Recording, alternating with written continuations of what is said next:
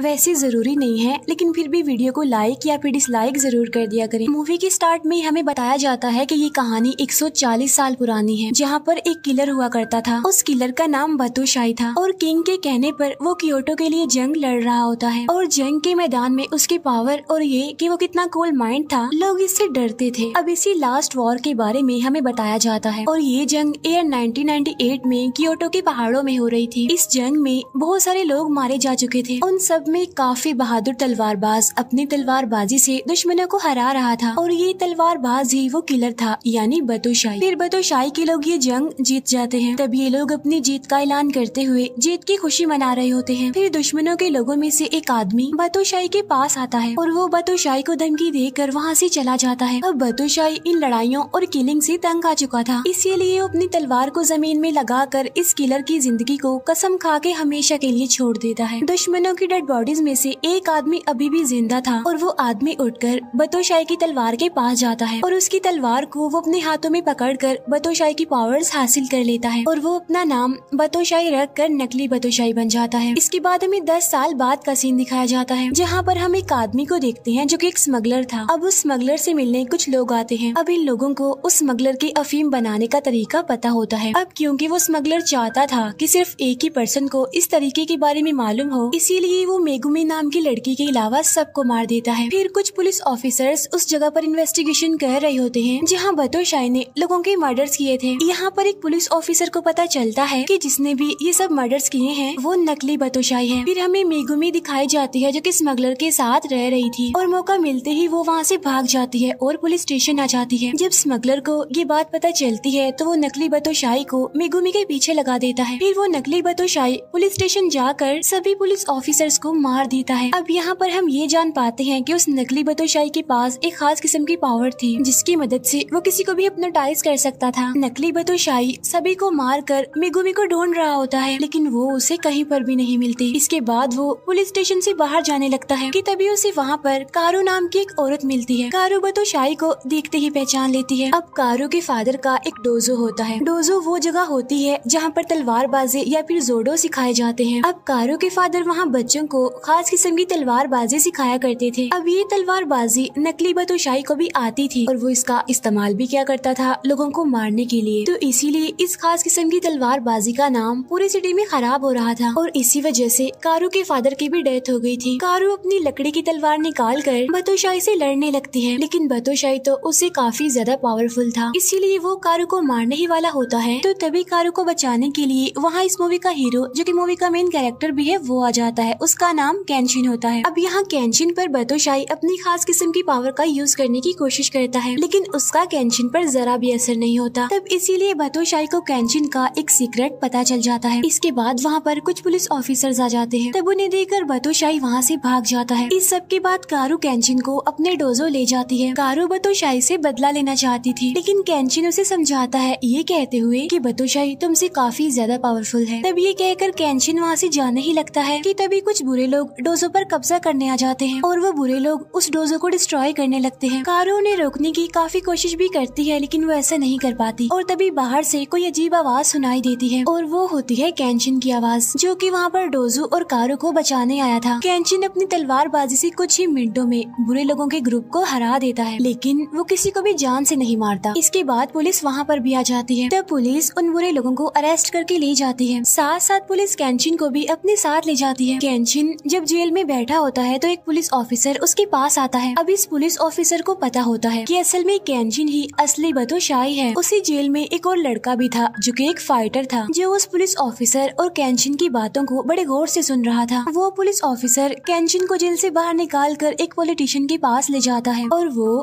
केंशिन को फिर से एक किलर बनने के लिए कहता है, जिसके लिए केंशिन इनकार कर देता है। तो वो पुलिस ऑफिसर केंशिन को तलवार से लड़ने के लिए कहता है।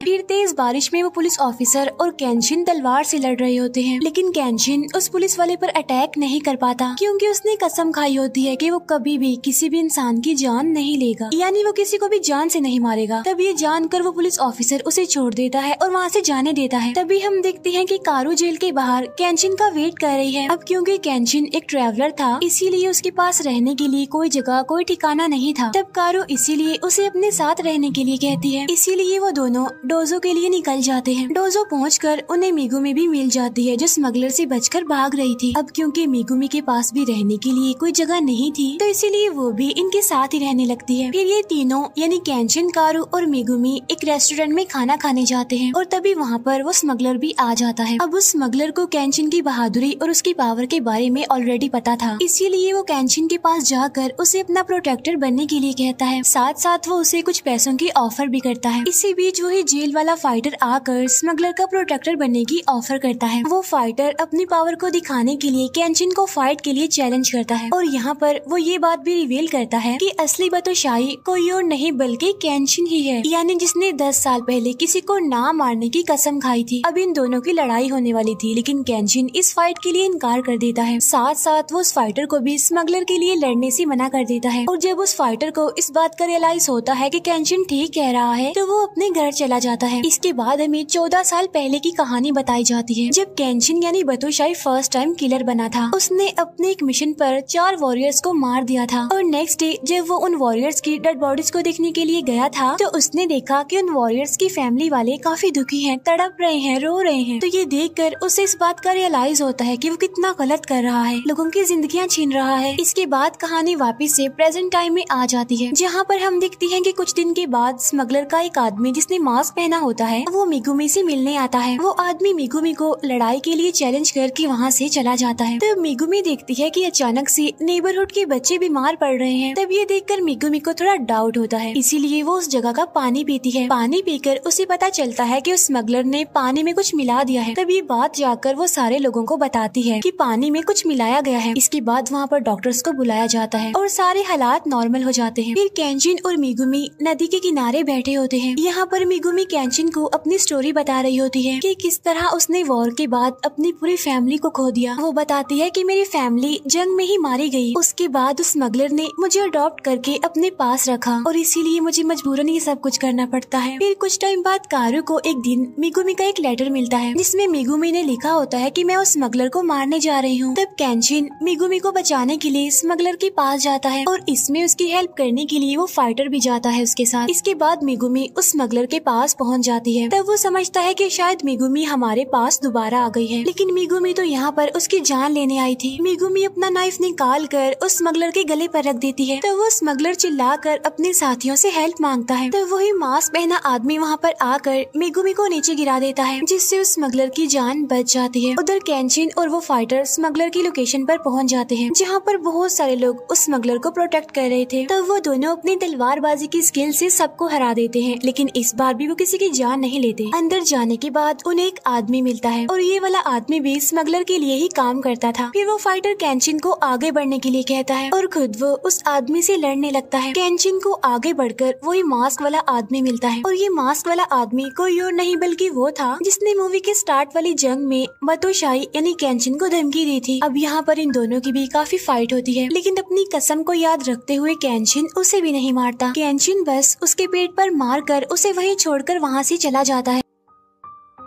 अब वो मास्क वाला आदमी काफी इंजर्ड था, इसीलिए वो वहाँ से हिल भी नहीं पा रहा था। वो फाइटर भी दुश्मनों को हरा कर केंशिन के पास आ जाता है। फिर केंशिन और वो फाइटर स्मगलर के रूम तक पहुँच जाते हैं, लेकिन तभी स्मगलर अचानक से अपनी मशीन गन से उन पर गोलियां चलाने लगता है और ठीक उसी टाइम पर वहाँ पर वो पुलिस ऑफिसर भी आ जाता है जो सही मायनों में केंशिन की हेल्प करना चाहता था। फिर केंशिन और वो फाइटर स्मगलर को डिस्ट्रैक्ट करते हैं और इसी टाइम वो पुलिस वाला उस स्मगलर को पकड़ लेता है। फिर केंशिन ऊपर जाता है जहाँ पर उसे मेगुमी मिलती है। अब यहाँ पर मेगुमी केंशिन को बताती है कि कारू की जान खतरे में है और ये खतरा कोई और नहीं बल्कि बादशाही है। तब केंशिन बगैर अपना टाइम जाया किए कारू को बचाने के लिए चला जाता है। वहाँ जाकर वो देखता है कि बादशाही कारू को मार रहा है। तब केंशिन अपनी तलवार निकाल कर बादशाही पर अटैक कर देता है। अब यहाँ पर उन दोनों की जबरदस्त फाइट होती है, लेकिन जाहिर सी बात है केंशिन अपनी कसम की वजह से उसे नहीं मारता जान से, लेकिन बादशाही अपनी खास किस्म की पावर से कारू पर अटैक करता है जिसकी वजह से कारू मरने वाली हो जाती है। तब कारू को बचाने बचाने के लिए केंशिन को एक मुश्किल फैसला करना पड़ता है। उसे अपनी कसम तोड़नी होगी बातोशाई को मारकर। अब केंशिन अपनी तलवारबाजी से बातोशाई का हाथ तोड़ देना चाहता था, क्योंकि कारू को बचाने के लिए उसे किसी भी सूरत बातोशाई को मारना ही होगा। तभी ये बात जहन में रख कर वो अपनी तलवार से बातोशाई को मारने ही वाला होता है कि तभी कारू जोर से चिल्लाने लगती है और वो केंशिन को रोक देती है। अब कारू के चिल्लाने की वजह से बातोशाई की पावर का उस पर असर नहीं होता। तब बातोशाई कहता है कि अभी ये खत्म नहीं हुआ, और ये कहकर वो अपनी ही तलवार अपने अंदर घुसाकर खुद को मार लेता है, यानी सुसाइड कर लेता है वो, क्योंकि उसे एहसान वाली जिंदगी नहीं चाहिए थी, वो भी केंशिन से। इसके बाद पुलिस स्मगलर और उसके साथियों को पकड़ लेती है। इसके बाद कारू नींद से जागती है और वो जागते ही केंशिन को हर जगह ढूंढने लगती है। फिर कुछ टाइम बाद केंशिन उसे मिल ही जाता है, जिसके हाथों में सब्जी से भरी एक टोकरी थी। वो सब्जी लेने बाजार गया था। तब कोरू उसे अपने घर में वेलकम करती है। तब ये देखकर केंशिन खुश हो जाता है। और अब मैं एक्सप्लेन कर रही हूँ इसके पार्ट 2 को। तो इस मूवी का स्टार्ट 1880 में योगो शहर से होता है, जहाँ पर एक आदमी शीशियों ने लोगों का जीना मुश्किल कर दिया था। वो हर गाँव में जाता था और कमजोर गरीब लोगों को मार देता था। इसीलिए एक दिन एक पुलिस ऑफिसर अपनी टीम के साथ शीशियों को पकड़ने के लिए निकलते हैं। लेकिन जब ये लोग वहाँ पर पहुँचते हैं तो पुलिस ऑफिसर के सभी साथियों को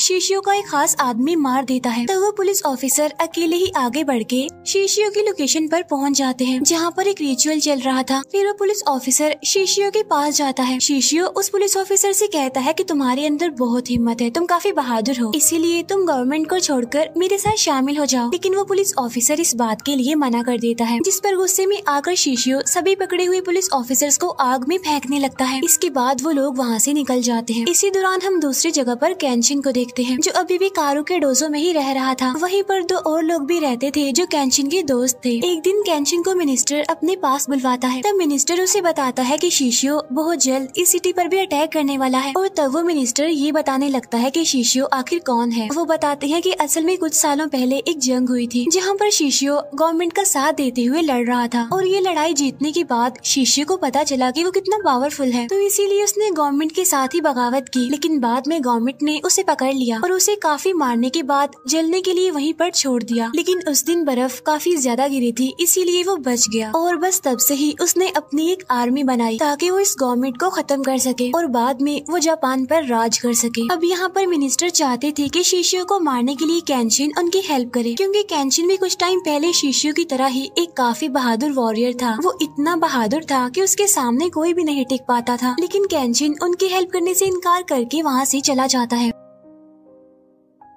अब कुछ टाइम बाद मिनिस्टर अपने कैरेज में बैठकर कहीं पर जा रहे होते हैं, लेकिन तभी वहाँ पर शीशियों का एक खास आदमी आ जाता है। वो मिनिस्टर का पीछा करता है और कैरेज में घुसकर उन्हें बताता है कि अगर तुम केंशिन को लड़ने के लिए भेज रहे हो तो अपना टाइम वेस्ट कर रहे हो, क्योंकि हम तो जापान पर राज करके ही रहेंगे। और ये कहकर वो मिनिस्टर को वहीं पर मार देता है। इसी दौरान केंशिन को बार बार यही लग रहा था कि उसे लोगों की हेल्प करनी चाहिए, तो इसीलिए वो मिनिस्टर से मिलने के लिए निकल पड़ता है। लेकिन रास्ते में उन्हें मिनिस्टर का कैरेज और उनकी डेड बॉडी मिलती है, जिन्हें शीशियों के खास आदमी ने मार दिया था। और तभी वहाँ पर बहुत सारे लोग इकट्ठे हो जाते हैं और तभी शीशियों का वो खास आदमी वहाँ पर फिर से आ जाता है और वो केंशिन को धमकी देता है कि बहुत जल्द तुम हमारा शिकार बनने वाले हो। तब ये सुनकर केंशिन समझ जाता है कि सब कुछ शीशियों ने ही करवाया है, यानी मिनिस्टर को शीशियों ने ही मारा है। लेकिन फिर भी केंशिन मिनिस्टर के ऑफिस चला जाता है। इसके बाद कमांडर केंशिन को उन पुलिस ऑफिसर्स को दिखाता है जिसे कल रात शीशियों ने मारा था। उन मरे हुए पुलिस ऑफिसर्स की फैमिलीज को रोता हुआ देखकर केंशिन को काफी बुरा फील होता है। इसीलिए अब वो शीशियों को मारने का डिसीजन लेता है। इसीलिए वो उसके शहर कोटो जाने के लिए निकलता है। लेकिन घर पर जब कारू को इस बारे में पता चलता है तो वो केंशिन को रोकने की काफी कोशिश करती है, लेकिन केंशिन उसकी बात नहीं मानता और वो वहाँ से निकल जाता है। इसके बाद शीशियों का एक आदमी केंशिन के बारे में पूछता हुआ वहाँ पर आ जाता है और जब केंशिन उसे नहीं मिलता तो वो केंशिन के फ्रेंड्स को ही मारने लगता है। लेकिन मेगुमी वहाँ पर आकर उन्हें बचा लेती है। उधर दूसरी तरफ शीशियों को भी पता चल जाता है कि केंशिन ने उसे मारने का डिसीजन ले लिया है। इसी दौरान केंशिन एक जगह पर रुका हुआ था रात गुजारने के लिए, लेकिन तभी एक निंजा लड़की वहाँ पर आकर केंशिन की तलवार चुराकर भागने लगती है। लेकिन केंशिन को इस बारे में पता चल जाता है, तो इसीलिए वो उस निंजा लड़की से लड़कर अपनी तलवार वापस लेने लगता है। इनकी लड़ाई अभी चल ही रही थी कि तभी वहीं पर रहने वाला एक बच्चा वहाँ पर आता है। वो बच्चा रोते हुए उनसे हेल्प मांगता है कि प्लीज मेरे भाई को बचा लीजिए। तब केंशिन और वो निंजा लड़की उस बच्चे के साथ जाते हैं, जहाँ पर उन्हें पता चलता है कि उस बच्चे का भाई एक पुलिस ऑफिसर था जिसे शीशियों का वो खास आदमी काफी बुरे तरीके से मारकर चला गया था। तब वो दोनों उस बच्चे के भाई के पास आते हैं। तब उस बच्चे का भाई उन दोनों से उनके गांव को बचाने के लिए कहता है। इसके बाद वो फौरन ही मर जाता है। फिर उस बच्चे के गांव जाने के लिए ये लोग उसके साथ निकलते हैं। फिर सुबह होते ही जब ये लोग वहाँ पर पहुँचते हैं तो ये देखते हैं कि उस बच्चे के पेरेंट्स को तो पहले ही मार दिया गया है और उनके डेड बॉडीज को एक ट्री से लटका दिया है। साथ साथ पूरे गाँव को भी काफी डिस्ट्रॉय कर दिया था। इतनी ही देर में वहाँ पर शिष्यों के लोग आ जाते हैं और वो लोग केंचिन पर अटैक कर देते हैं, जहाँ पर केंचिन उनका मुकाबला करता है और अपनी कसम को जहन में रखते हुए उन्हें जिंदा ही छोड़कर वहाँ से चला जाता है। अब यहाँ पर केंचिन उस निंजा लड़की और बच्चे को बाकी लोगों को जलाने के लिए कहता है, लेकिन तभी वहाँ पर गाँव के लोग आ जाते हैं और कहते हैं कि अगर इन लोगों को जला दिया तो शिष्यो और ज्यादा गुस्से में आ जाएगा और इनका थोड़ा बहुत बचा हुआ गाँव भी वो डिस्ट्रॉय कर देगा। लेकिन तभी वहाँ पर शिष्यो का वो खास आदमी आ जाता है और वो केंचिन को इतने सारे लोगों को अकेले ही मारने के लिए अप्रिशिएट करता है। तब ये सुनकर वो गाँव वाले समझ जाते हैं कि केंचिन कोई और नहीं बल्कि वही किलर बातोशाही है, जो कि अभी काफी बहादुर वॉरियर बन गया है। फिर शिष्यो का वो खास आदमी केंचिन को कहता है कि तुम्हें शिष्यो ने बुलाया है और अगर तुम नहीं आए तो वो गाँव के सारे लोगों को मार देगा, तो इसीलिए केंचिन को जाना पड़ता है। जहाँ पर शिष्यो केंचिन को बताता है कि मैं नहीं चाहता कि कोई भी कमजोर लोग इस दुनिया में रहे और इसीलिए मैं सिर्फ कमजोर लोगों को ही तो मार रहा हूँ और इसके बाद मैं जापान पर कब्जा करके उसे एक पावरफुल कंट्री बनाऊंगा। लेकिन ये सुनते ही केंचिन उसे लड़ने के लिए चैलेंज करता है, लेकिन केंचिन की तलवार देखकर शिष्यो अपने उस खास आदमी को उसके साथ लड़ने के लिए कहता है और खुद वो उसके शहर योगो के लिए निकल जाता है। अब यहाँ पर इन दोनों की काफी फाइट होती है, लेकिन इस लड़ाई में केंचिन की तलवार टूट जाती है। तब ये देखकर शिष्यो का वो खास आदमी उसे वहीं पर छोड़कर खुद शिष्यो के पास चला जाता है। फिर वापस गाँव आकर केंचिन देखता है कि गाँव के लोग उस बच्चे को शिष्यो के लोगों को मारने के लिए मजबूर कर रहे हैं। तब वो बच्चा उनकी बात सुनकर उन लोगों को मारने ही वाला होता है कि तभी केंचिन वहाँ पर आकर उसे रोक लेता है। फिर शिष्यो देखता है कि उनकी जो पावरफुल तलवार थी केंचिन ने उसका बुरा हाल कर दिया है, इसीलिए वो उस आदमी के पास पहुँच जाता है जो वेपन्स बनाया करता था, तलवारें बनाया करता था।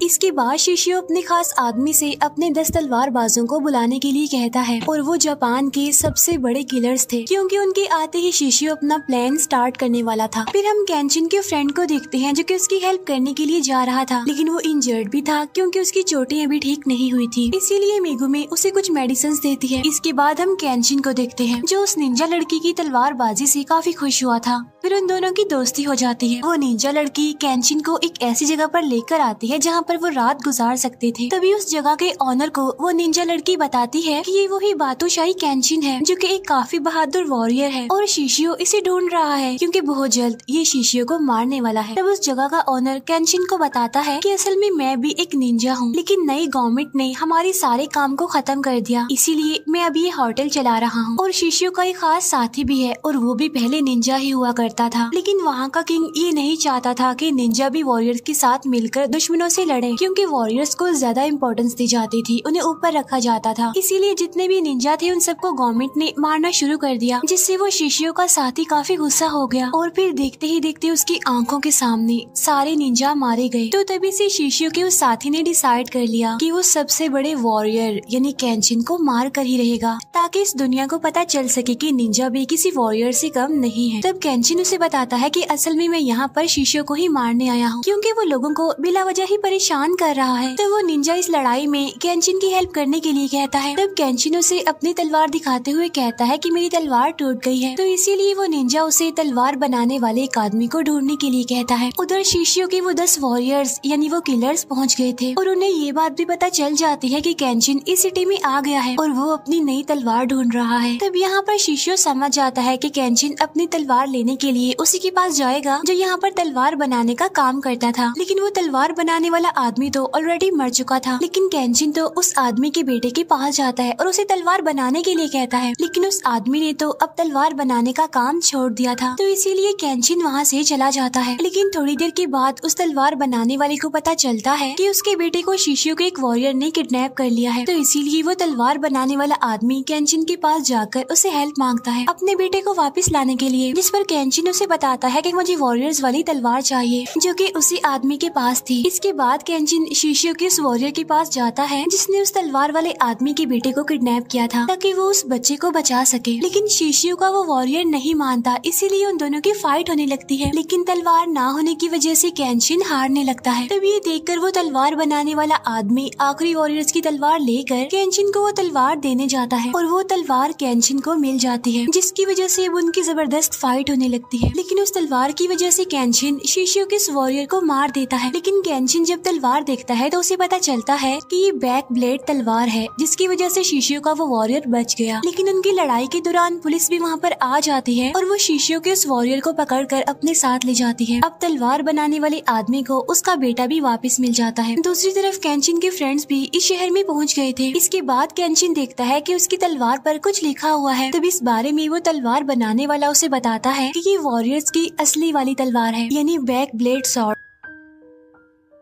इसके बाद शिशियो हमले की तैयारी करता है। तब ये बात पुलिस स्टेशन में रहने वाले शिशियो के उस वॉरियर तक पहुंच जाती है, इसीलिए वो पुलिस को बताता है कि कल ये पूरा शहर जल जाएगा। अब ये बात उस होटल के मालिक यानी निंजा को भी पता चल जाती है, इसीलिए वो पूरा शहर खाली करवाने लगता है। सारे पुलिस ऑफिसर्स, वॉरियर्स और निंजा इस फाइट के लिए तैयारी कर रहे होते हैं। तब कारू और केंचिन का फ्रेंड भी इस फाइट में लड़ने का फैसला करते हैं। उधर शिशियो अपने साथियों को कह रहा होता है कि इस पूरे शहर को जला दिया जाए। रात को अचानक से आसमान में फायर क्रैकर्स जलने लगते हैं और वही शिशियो के लोग उस पूरे शहर को जलाना शुरू कर देते हैं। ये देखकर पुलिस उन पर फायरिंग करने लगती है और वहाँ पर बिल्कुल एक जंग का मैदान बन जाता है। यहाँ पर केंचिन एक पुलिस ऑफिसर से मिलता है और वो दोनों बहादुरी से दुश्मनों के खिलाफ लड़ रहे होते हैं। इसके बाद निंजा अपने होटल में था जहाँ पर शिशियो का एक आदमी भी आ जाता है और यहाँ पर उन दोनों की फाइट होने लगती है। इतनी ही देर में वहाँ पर वो निंजा लड़की भी आ जाती है, लेकिन वो देखती है कि शिशियो के आदमी ने निंजा को मार दिया है। उधर लड़ाई के मैदान में केंचिन दूर से शिशियो को देखता है और तब वो उसका पीछा करते हुए एक सुनसान जगह पर पहुंच जाता है जहां पर शिशियो के ही भेस जैसे बहुत सारे लोग आ जाते हैं और वो सब केंचिन पर अटैक कर देते हैं। लेकिन केंचिन और उसके दोस्त इस लड़ाई में जीतने लगते हैं और वो आसानी से शिशियो और उसके लोगों को हरा देते हैं। लेकिन उस पुलिस ऑफिसर और केंचिन को कुछ तो गड़बड़ लगती है, क्योंकि उन्हें काफी आसानी से जीत मिली थी इसलिए। और अगर शिशियो वाकई शहर को जलाना चाहता है तो वो यहाँ पर अपने उन 10 वॉरियर्स को भी लाता, लेकिन ऐसा तो कुछ भी नहीं हुआ। यानी ये केंचिन को वहाँ पर रखने का एक ट्रैप था। इसी दौरान हम देखते हैं कि केंचिन की फ्रेंड कारू को शिशियो का वो खास आदमी पकड़ कर ले जाता है। तभी केंचिन को पता चलता है कि शिशियो का ये अटैक तो बस शुरुआत है अभी, और उसका अगला टारगेट टोक्यो होगा। और अब शिशियो के साथी टोक्यो को डिस्ट्रॉय करने के लिए निकल रहे होंगे। अब वहाँ शिशियो ने भी अपने अगले प्लान के मुताबिक टोक्यो को बम से उड़ाकर पूरे शहर को डिस्ट्रॉय करने का ऑर्डर दे दिया था। अब यहाँ पर केंचिन शिशियो को मारने के लिए निकल जाता है, जहाँ पर रास्ते में केंचिन शिशियो के खास आदमी को भी देख लेता है जो कि कारू को अपने साथ ले जा रहा था। और तब वो शिशियो के उस आदमी का पीछे करते हुए उनके शिप तक पहुँच जाता है। यहाँ पर शिशियो कारू को बांधकर उसे केंचिन के सामने लाता है और अब वो केंचिन को उसके साथ लड़ने के लिए चैलेंज करता है। लेकिन यहाँ पर केंचिन को अपनी फ्रेंड कारू को बचाना था, तो इसीलिए केंचिन फाइट के लिए इनकार कर देता है। इसीलिए शिशियो और उसके वो 10 वॉरियर्स यानी वो किलर्स आगे आते हैं और वो केंचिन के साथ लड़ने लगते हैं। अब यहाँ पर उनकी काफी फाइट होने लगती है। उनकी लड़ाई इतनी ज्यादा हो जाती है कि रुक ही नहीं रही थी। लेकिन इसी बीच शिशियो के लोग कारू को समंदर में फेंक देते हैं। तब ये देखकर केंचिन उनसे लड़ाई रोक देता है और वो कारू को बचाने के लिए समंदर में जाता है, लेकिन इतने तूफान में वो उसे नहीं मिलती। इसके बाद ये सीन यहीं पर कट हो जाता है। फिर हम देखते हैं कि एक आदमी बेहोश केंचिन को अपने कंधे पर डालकर कहीं ले जा रहा था और यहीं पर इसका सेकंड पार्ट भी एंड हो जाता है।